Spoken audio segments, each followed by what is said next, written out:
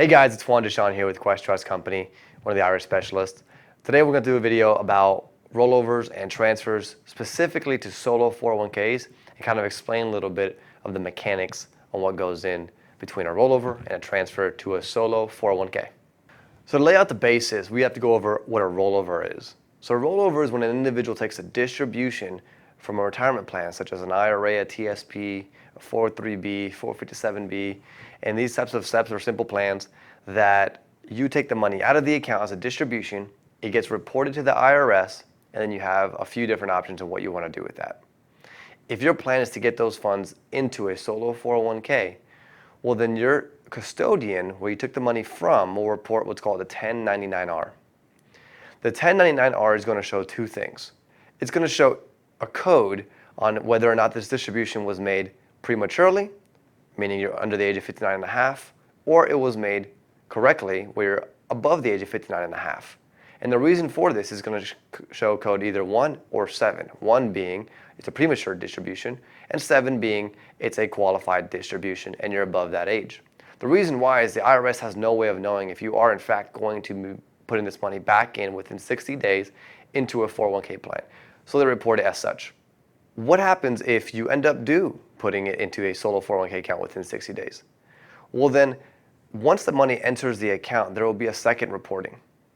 On a solo 401k account, there's no required reporting here, but what you can do is you can report on an annual form called the 5500 EZ form that the funds did in fact go into the account.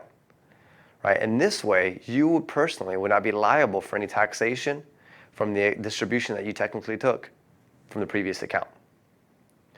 Now, if you want to avoid having these codes and having to go through that process, well then conduct a direct rollover. A direct rollover is when you move funds from the IRA account. It's still a distribution, but it's made payable directly to the 401k account and the trustee of that 401k. This doesn't have any time limit. It goes directly from one account to the other, and it gets reported again by the sending custodian as a direct rollover with a specific code on your 1099-R to determine and tell the IRS that this is not a taxable or penalized distribution. Now the next thing we're going to touch on is also transfers. So you may hear these words constantly and they do mean different things.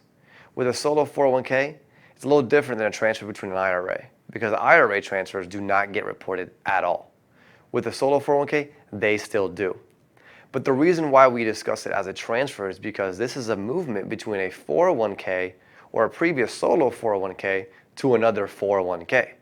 So again, the difference is a rollover comes from different accounts. 403bs, 457bs, SEPs, simples, traditional IRA accounts to the 401k or solo 401k.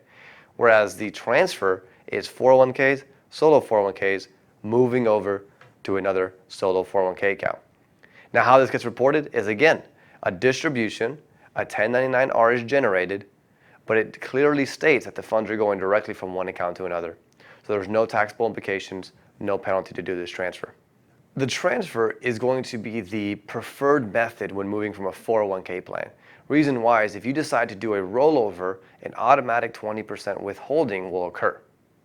So if you have, let's say, $100,000, but you want to utilize that entire $100,000 within the new 401k plan that you've established, try to do a transfer as much as possible. That way, no funds have to be withheld, and you can continue to utilize that full $100,000 as opposed to cutting that down by $20,000 in this example. Now, one question I get from individuals is, what if I have a simple IRA? I'm told that I cannot move a simple IRA unless it's to another simple IRA. And that's kind of true. But what happens is if that simple IRA has been established for more than 2 years, then you're eligible to move that over to a traditional IRA, a 401k account, as you please. As long as that account is going to be a pre-tax account, then you will not owe taxes. If you decide to move it to a Roth IRA, well, then that's a Roth conversion.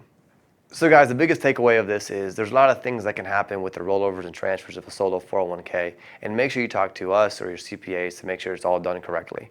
If you have any questions, please contact solok@questtrust.com. There's a team of designated individuals that understand the plan, that understand our specific plan, and can help you with any questions you have in regards to it, setting up the account, or making sure that you qualify for the account. If you guys are interested and you guys are enjoying this kind of content, please subscribe to our YouTube channel. Please check out the solo 401k videos that we've rolled out in the entire series. There's a bunch of information, and this is just a snippet. If you guys have any questions, again, my name is Juan Deshon with Quest Trust Company. Use SoloK at questtrust.com, and our number is 1-855-FUN-IRAs. Thank you.